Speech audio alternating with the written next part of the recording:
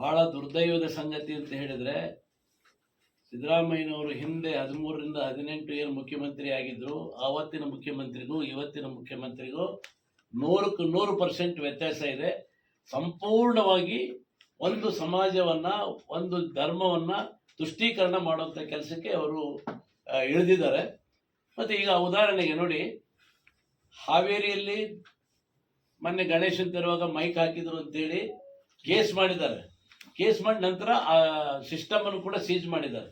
ಆದ್ರೆ ಚಿಕ್ಕೇರಿಯಲ್ಲಿ ಈದ್ ಮಿಲಾದ್ ಆಯ್ತು. ಚಿಕ್ಕೇರಿಯಲ್ಲಿ ಈದ್ ಮಿಲಾದ್ ಆದ್ರೆ ತಗೊಂಡು ಹೋಗ್ಬಿಟ್ಟು ರಾತ್ರಿ ಪೊಲೀಸ್ ಸ್ಟೇಷನ್ ಇಂದ ಕೊಟ್ಟು ಕಳಿಸಿದ್ದಾರೆ.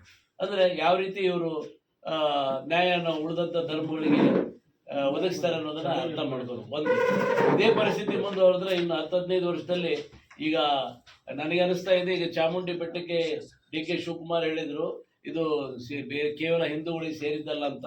ಅದನ್ನು ಯಾವತ್ತು ಇವ್ರು ವಕ್ಫ್ ಆಸ್ತಿ ಮಾಡ್ತಾರೋ ಗೊತ್ತಿಲ್ಲ. ವಕ್ಫ್ ಅಂತ ನೋಂದಣಿ ಮಾಡಿದ್ರು ಕೂಡ ಅದಕ್ಕೆ ಆಶ್ಚರ್ಯ ಇಲ್ಲ. ಆ ಪರಿಸ್ಥಿತಿಯನ್ನು ಇವತ್ತು ರಾಜ್ಯದಲ್ಲಿ ನಿರ್ಮಾಣ ಮಾಡ್ತಾರೆ. ನಿನ್ನೆ ಭದ್ರಾವತಿಯಲ್ಲಿ ಪಾಕಿಸ್ತಾನ್ ಜಿಂದಾಬಾದ್ ಅಂತ ಮಾಡ್ತಾ ಇದ್ದಾರೆ. ಪೊಲೀಸರು ಯಾವ ಕ್ರಮ ಜರುಗಿಸ್ತಿಲ್ಲ. ಮದ್ದೂರಲ್ಲಿ ಗಲಾಟೆ ಆಗ್ತಾ ಇದೆ. ಧರ್ಮಸ್ಥಳದಲ್ಲಿ ಇವತ್ತು ಧರ್ಮದ ಮೇಲೆ ಒಂಥರ ಅತ್ಯಾಚಾರ ಅಂತ ಹೇಳಿದ್ರು ತಪ್ಪಾಗ್ಲಿಕ್ಕಿಲ್ಲ.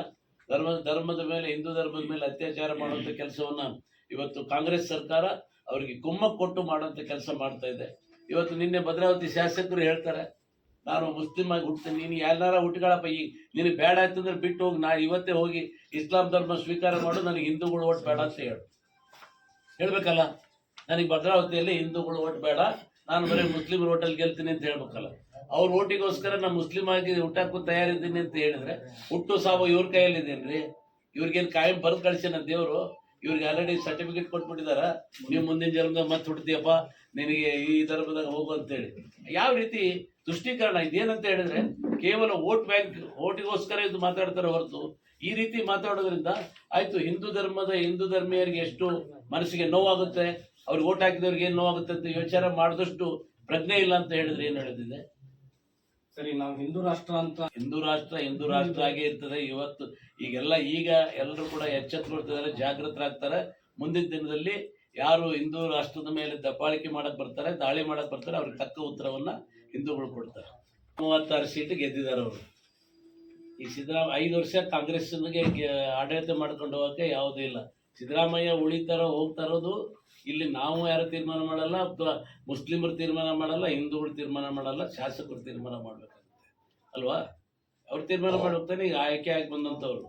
ಆದ್ರೆ ಅವರ ಒಳ ಜಗಳಕ್ಕೆ ಅದು ಈಗ ಏನಂತ ಹೇಳಿದ್ರೆ, ಶಾಶ್ವತವಾಗಿ ಇವರು ಏನೋ ಈ ಜಗತ್ತಲ್ಲಿ ನಾವೇ ಇರ್ತೀವಿ ಅಂತ ತಿಳ್ಕೊಂಡಾರೋ ಏನೋ ಗೊತ್ತಿಲ್ಲ.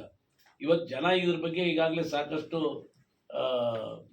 ಎಚ್ಚೆತ್ಕೊಂಡಿದ್ದಾರೆ, ಸಾಕಷ್ಟು ಪ್ರಜ್ಞಾವಂತರಾಗಿದ್ದಾರೆ. ಮುಂದಿನ ದಿನಗಳಲ್ಲಿ ಸರಿಯಾದ ಪಾಠವನ್ನ ಕಾಂಗ್ರೆಸ್ಗೆ ಕಲಿಸ್ತಾರೆ. ರೈಟ್, ಅವರು ಹಿಂದುಳಿದವರು, ದಲಿತರು ಕೈ ಬಿಟ್ಬಿಟ್ಟಿದ್ದಾರೆ. ಈಗ ನೋಡಿ, ಈಗ ಚಾಮುಂಡೇಶ್ವರಿ ಪೂಜೆಗೆ ಇದಕ್ಕೆ ನಮ್ದು ಏನು ದಸರಾ ಪ್ರಾರಂಭಕ್ಕೆ ಹಿಂದೆ ಇಲ್ಲ, ಬರೀ ಮಾತ್ರ ಇಟ್ಕೊಂಡಿದ್ದಾರೆ. ಅಲ್ಲಿ ಇನ್ನೊಬ್ರು ಇದ್ರಲ್ಲ, ಮತ್ತಿ ಯಾರು, ದೀಪಾ ಮಸ್ತಿ, ಅವ್ರನ್ನ ಕೈ ಬಿಟ್ಬಿಟ್ರು.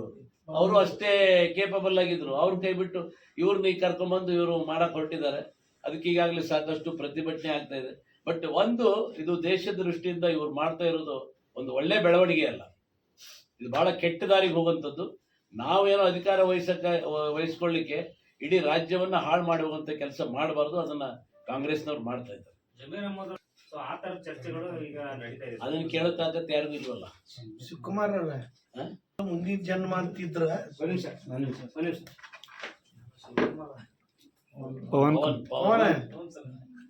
ಸ್ವತಃ ಮುಖ್ಯಮಂತ್ರಿಗಳ ಈಗ ಒಂದು 6-7 ತಿಂಗಳು ವರ್ಷದ ಮುಂದೆ ಹೇಳಿದ್ರು, ಟೋಪಿ ಹಾಕ್ಯಂಡು ಮುಂದಿನ ಜನ್ಮ ಅಂತಿದ್ರ ನಾ ಮುಸಲ್ಮಾನ್ ಧರ್ಮದಾಗ ಹುಡ್ತೀನಿ ಅಂತ ಹೇಳಿದ್ರು. ಭದ್ರಾವತಿ ಶಾಸಕರು ಕೂಡ ಪಾಕಿಸ್ತಾನ್ ಜಿಂದಾಬಾದ್ ಅಂತಾಗ ಸಂಗಮೇಶಪ್ಪ ನಿನ್ನೆ ಮಾನ್ಯ ಈದ್ ಮಿಲಾದ್ ಹಬ್ಬದಾಗ ಅವನು ಕೂಡ ಘೋಷಣೆ ಮಾಡ್ಕೊಂಡ ನಾ ಮುಂದಿನ ಜನ್ಮ ಅಂತ. ಈಗೇನ್ ಮತಾಂತರ ಆಗಕ್ ಬೇಡ ಅಂದಿಲ್ಲಲ್ಲ ಅವ್ರಿಗೆ. ನಾವು ಈಗ ಮತಾಂತರ ಆಗಿಬಿಡ್ಬೇಕು. ಸುಮ್ಮನೆ ಅಲ್ಲೇ ಸಿದ್ದರಾಮಯ್ಯನವರು ಇಲ್ಲೇ ಚುನಾವಣೆ ಪೂರ್ವದಲ್ಲೇ ಮತಾಂತರ ಆಗಿದ್ದು ಇನ್ನೂ ಬಹಳ 170 ಸೀಟ ಬರಗಿರ್ತದ್ವ. ಹೆಂಗ ಅವತ್ತ ಮತಾಂತರ ಅವರು ಆಗ್ಬೋದಾಗಿತ್ತು. ಭದ್ರಾವತಿ ಶಾಸಕರು ಕೂಡ ಮತಾಂತರ ಈಗ ಆಗ್ಬಿಡ್ಬೋದಲ್ಲ. ಮುಂದಿನ ಜನ್ಮ ಅಂತ ಅದಕ್ಕೆ ಬೇಕು. ಮುಂದೆ ಹುಡ್ತೇವೆ ಬಿಡ್ತೇವಪ್ಪ, ಈಗ ಎಂಜಾಯ್ ಮಾಡ್ಬಿಡ್ಲಿ ಅಂತ ನಾವು ಹುಟ್ಟು ಯಾರಿಗೂ ಆದಷ್ಟು ಬೇಗ ಗೊತ್ತಿಲ್ಲ, ಜಾಗ ಖಾಲಿ ಮಾಡ್ರಿ, ಬೇಡ ಅಂದ್ರೆ ಬೇಡ. ಹುಟ್ಟು ಯಾರಿಗೂ ಗೊತ್ತಿಲ್ಲದ ಈಗ ಹುಟ್ಟ್ಯಾನ, ಮತ್ ಮುಂದಿನ ಜನ್ಮ ಅಂತ ಸಿಗ್ಲಿಕ್ಕೆ ಸಾಧ್ಯ ಇಲ್ಲ. ಸಂಗಮೇಶ್ ಅಣ್ಣಗ ಸಿದ್ದರಾಮಯ್ಯಗ ಅವ್ರೀಗ ಮತಾಂತರ ಆದ್ರೆ ಬಹಳ ಬೆಸ್ಟ್. ಆ ಧರ್ಮದವ್ರು ಹುಟ್ಟರು ಅವ್ರ ಕುಟಾಗ ಜತಿ ಹಾಕಾರ, ಮುಂದಿನ ಸಲ ಮುಖ್ಯಮಂತ್ರಿನ ಹಾಕಾರ.